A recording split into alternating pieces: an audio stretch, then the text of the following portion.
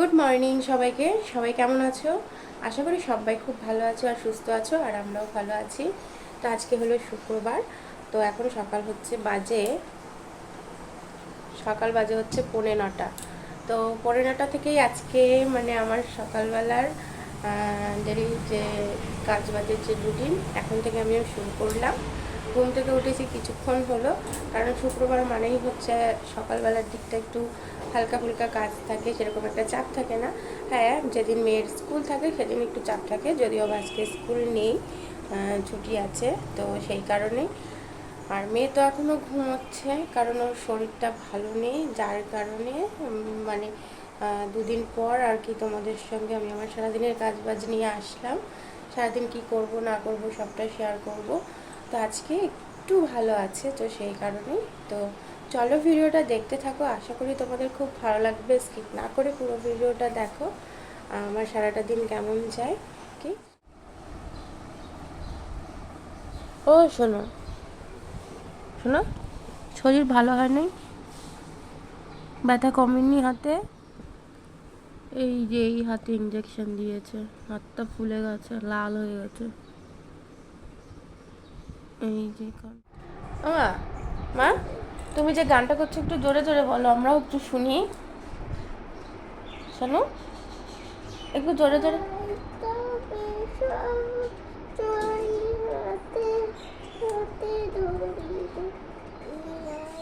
এই গানটা হচ্ছে ও নার্সারিতে মানে যখন পড়তো তখন ওর স্কুলে আর কি গানটা আর কি ওদেরকে শিখিয়েছে।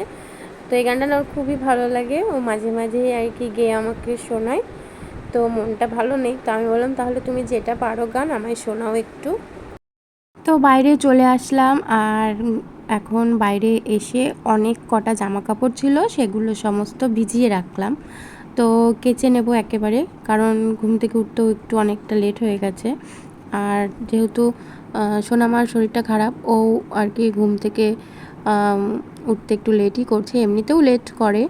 আর রাত্রে তো সারা রাত ঘুমাতে পারিনি ব্যথার জন্য। তো ঠিক আছে, ও শুয়ে আছে, শুয়ে থাক, ততক্ষণে আমি জামা কাপড়গুলোও কেচে নেব। আর যে গাছটি দেখছো, এই গাছটি হচ্ছে স্ট্রবেরি গাছ। তো এই গাছটিতে না ওই মানে ঠান্ডার সময় আনা হয়েছিল, গাছটিতে হচ্ছে 2-3টে ফল দিয়েছিল, তারপরে আর ফল দেয়নি, কিন্তু পাতাগুলো কেমন পোকাতে খেয়ে নিয়েছে। আর হচ্ছে তারপরে ছোটো ছোটো পাতা আবার এখন দেখছি বেরিয়েছে, সেই পাতাগুলোও পোকাতে খেয়ে নিয়েছে। তো একটু মনটা খারাপ, কারণ সেরকমভাবে কখনো আর কি এরকম গাছ লাগানো হয়নি, তো এবার নিয়ে আসা হয়েছে, তো পোকাতে খেয়ে নিয়েছে। তো ঠিক আছে, কোনো ব্যাপার না, তবুও গাছটা যদি একটু মানে ফল আর দিক আর না দিক, গাছটা একটু সুন্দর পাতা আর কি হবে, বেশ ভালো লাগবে দেখতে।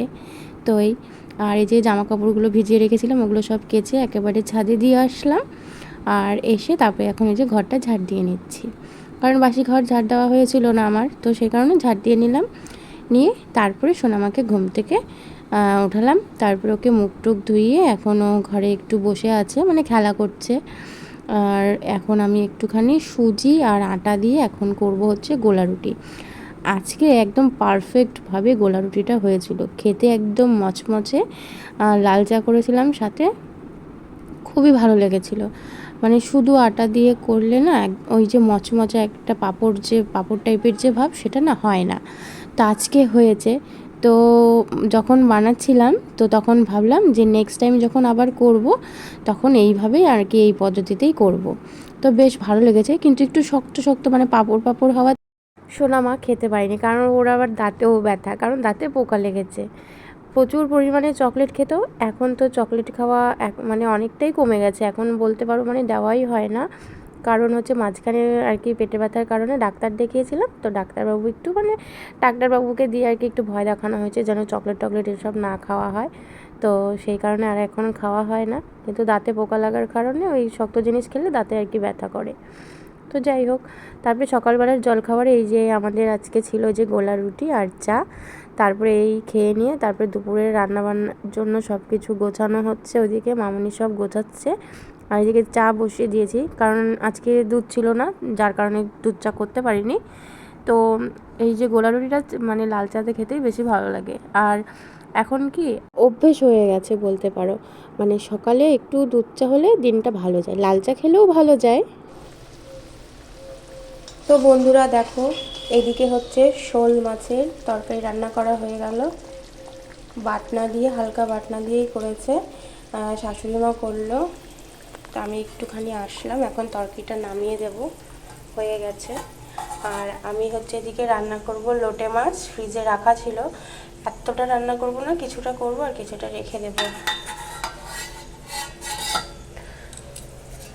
আর এই যেটা হচ্ছে গরম মশলা বাটা, বেটে রেখে দিয়েছে। তো তরকারিটা হয়ে গেছে, নামিয়ে নিব। মাছের ঝোল নামিয়ে নিলাম, নিয়ে তারপরে রান্নার জায়গাটা একটুখানি পরিষ্কার করে নিলাম। পরিষ্কার করে নিয়ে এখন এদিকে আমি সবজিগুলো কাটতে চলে আসলাম। লোটে মাছের তরকারিতে আর কি যা যা দেবো, তো অতটা তো মাছ রান্না করব না, তোমাদের বললামই তো, পরিমাণ মতো করে আমি অল্প একটু মাছ আর কি বের করে রেখেছি, আর অল্প একটুখানি ফ্রিজে দিয়ে দিয়েছি। তো এখানে আমি হচ্ছে লোটে মাছে দেবো হচ্ছে টমেটো, আদা কুচি না, আদা রসুন, তারপরে হচ্ছে পেঁয়াজ, আর অল্প একটুখানি বেগুন দিয়ে আর কি বেশ ভালো করে ঝুরো ঝুরো করে রান্না করব, কষি। আর কি এখন একটু তেল তো কম খাওয়া হচ্ছে, অল্প তেল দিয়ে আর কি যতটা ভালোভাবে করা যায় চেষ্টা করব ততটা ভালো করেই করার।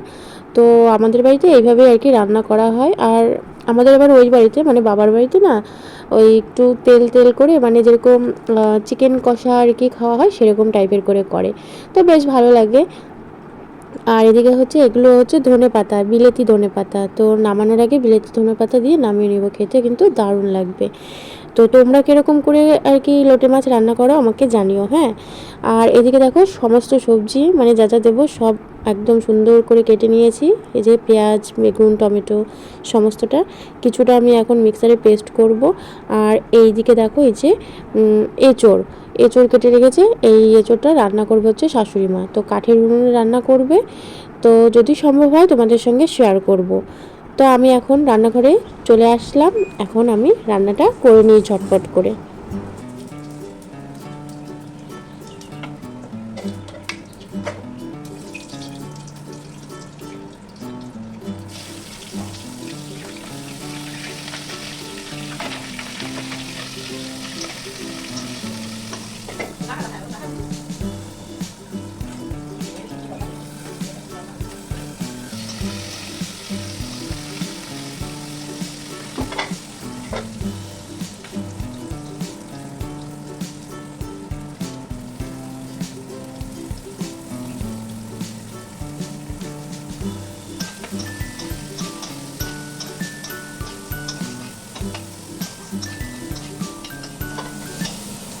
দুপুর সবাইকে।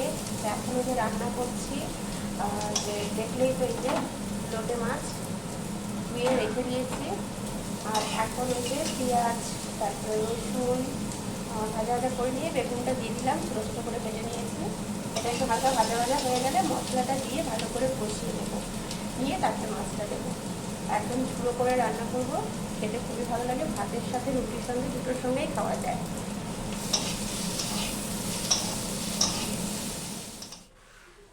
রান্না কমপ্লিট। লোটে মাছের সাথে আমি আরও একটি রান্না করেছি, সেটা হচ্ছে উচ্ছের যে পাতা, সেই পাতা আর হচ্ছে বেগুন দিয়ে সর্ষে ফোড়ন দিয়ে রান্না করেছি, মানে বলতে পারো তিতো বেগুন করেছি। তো এই রান্নাটা তোমাদের সঙ্গে আমি অন্য কোনো সময় একদিন শেয়ার করব, আজকে আর কি শেয়ার করতে পারলাম না। তো এখন আমি রান্নাঘর পরিষ্কার করে নিচ্ছি। তো দেখো এই যে জানালাটায় না প্রচণ্ড সেই মাকড়সার জাল হয় না, সেগুলো হয়েছিল। মানে সকালবেলাও একবার আমি পরিষ্কার করে মুছে নিই, আবার এই যে দুপুরে যে রান্না করি তখনও মুছে নিই। তো পরিষ্কার থাকলে দেখতেও ভালো লাগে। তো এই দেখো বারবার করে জল দিয়ে ধুয়ে নিয়ে পরিষ্কার করে এই যে মুছে নিচ্ছি। তারপরে রান্নাঘর মুছে নিয়ে তারপরে হচ্ছে আমিও ফ্রেশ হয়ে নেব, মানে স্নান করে নেব। আর এই যে এই সব জায়গাগুলো মুছে নিচ্ছি, মানে রান্না করলে একটু তেল ছিটে তো হয়ই, তো একটু পরিষ্কার থাকলে বেশ ভালো লাগে দেখতে।